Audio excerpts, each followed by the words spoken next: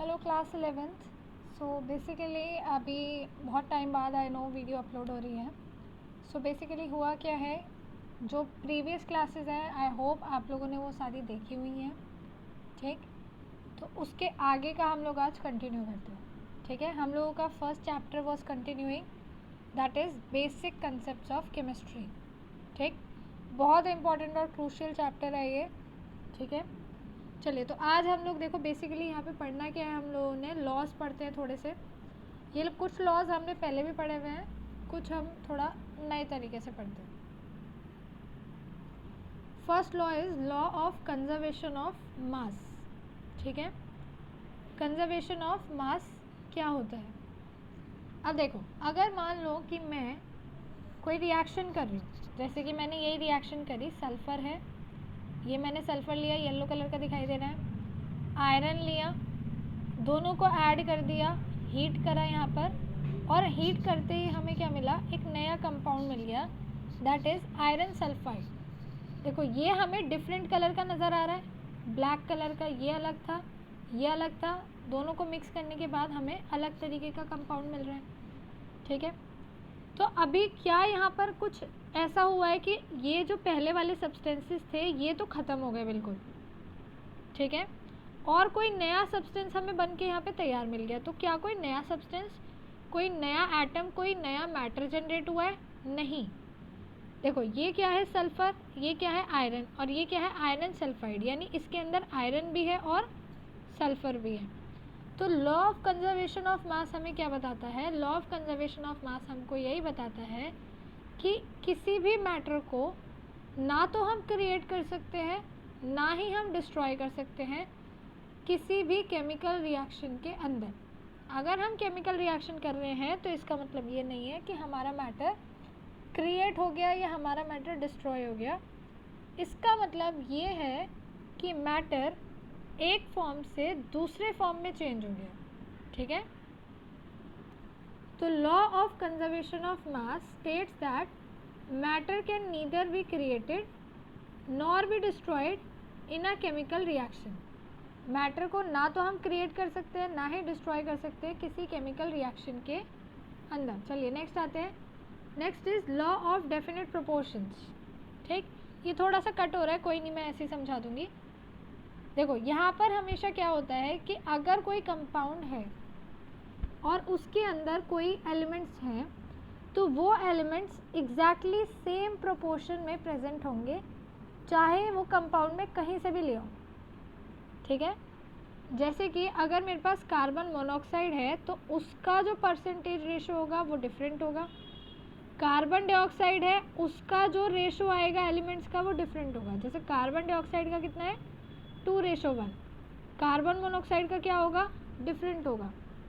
ठीक है, तो जो रेशो होगा वो हमेशा क्या रहेगा, सेम रहेगा। थर्ड लॉ पे आते हैं, law of multiple proportions. Law of multiple proportion क्या कहता है, अगर दो एलिमेंट्स हैं हमारे पास और वो कंबाइन कर रहे हैं और एक से ज़्यादा कंपाउंड बना रहे हैं, देखो जैसे N और O, ये N और O कंबाइन करके NO भी बना सकते हैं। देखो नाइट्रोजन ऑक्साइड, और NO2 भी बना सकते हैं, NO2। ठीक है, नाइट्रोजन डाइऑक्साइड। अब ये जो दोनों कंपाउंड्स फॉर्म होंगे, एक सेकेंड, पता नहीं क्या हो रहा है बार बार। हाँ, अब अगर ये जो दोनों कंपाउंड्स फॉर्म होंगे तो ये हमेशा एक फिक्स्ड मास के साथ ही कंबाइन करेंगे, यानी इनका जो मास का प्रोपोर्शन होगा वो ये होगा NO का, और नाइट्रोजन ऑक्साइड का क्या होगा, ये होगा। हमेशा क्या रहेगा, यही फिक्स प्रोपोर्शन रहेगा।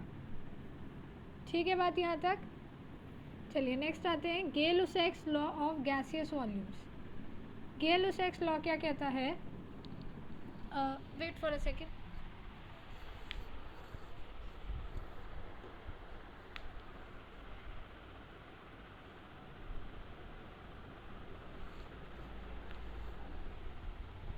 हाँ जी, देखें गेल-लुसैक्स लॉ क्या कहता है,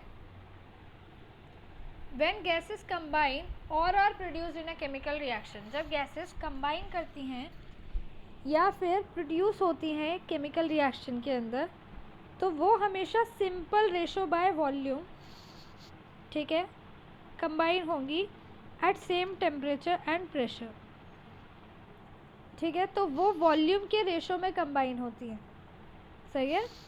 जब भी गैसेस सेम टेम्परेचर प्रेशर पे कंबाइन करती हैं तो वो वॉल्यूम के रिस्पेक्ट में कंबाइन करती हैं। Like 1 volume of oxygen combines with 2 volume of hydrogen to give 2 volumes of H2, ठीक है। चलिए नेक्स्ट आते हैं। Next is Avogadro law. Avogadro law क्या कहता है? Equal volume of gases contain equal number of molecules at standard temperature and pressure. जो equal volumes होती हैं गैसेस की, वो इक्वल नंबर ऑफ मॉलिक्यूल्स होते हैं उनके अंदर स्टैंडर्ड टेम्परेचर और प्रेशर पे, ठीक। जैसे कि देखो यहाँ पर आपको हाइड्रोजन दिखाई दे रहा होगा। 2 मोल हाइड्रोजन में अगर 2 मॉलिक्यूल हैं तो 1 मोल ऑक्सीजन में कितना होगा? 1। इससे कोई फ़र्क नहीं पड़ता गैस कौन सी है, बट जो नंबर ऑफ पार्टिकल्स हैं एक पर्टिकुलर वॉल्यूम के अंदर वो क्या रहेंगे? स्टैंडर्ड टेम्परेचर और प्रेशर पे सेम रहेंगे, ठीक है। 2 मोल H2O में कितने हैं? यहाँ पर भी आपको 2 मॉलिक्यूल्स नज़र आ रहे होंगे, ठीक है। आगे बढ़ते हैं। नेक्स्ट आते हैं डाल्टन एटॉमिक थ्योरी पर, ठीक। अब डाल्टन एटॉमिक थ्योरी क्या है? डाल्टन एटॉमिक थ्योरी के हिसाब से मैटर जो है वो इनडिविजिबल एटम्स का बना होता है। किसका?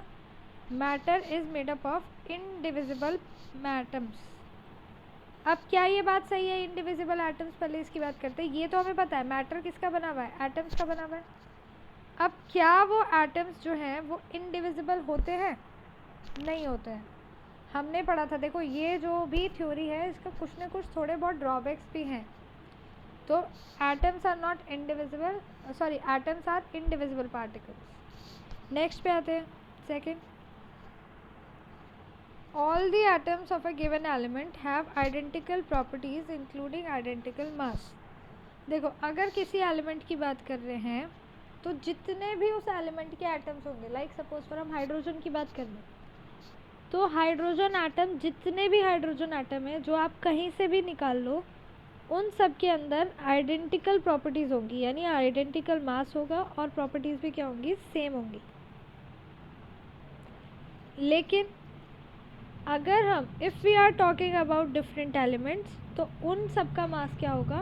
डिफरेंट होगा, ठीक है। थर्ड पे आते हैं, देखो compounds are formed when atoms of different elements combined in a fixed ratio.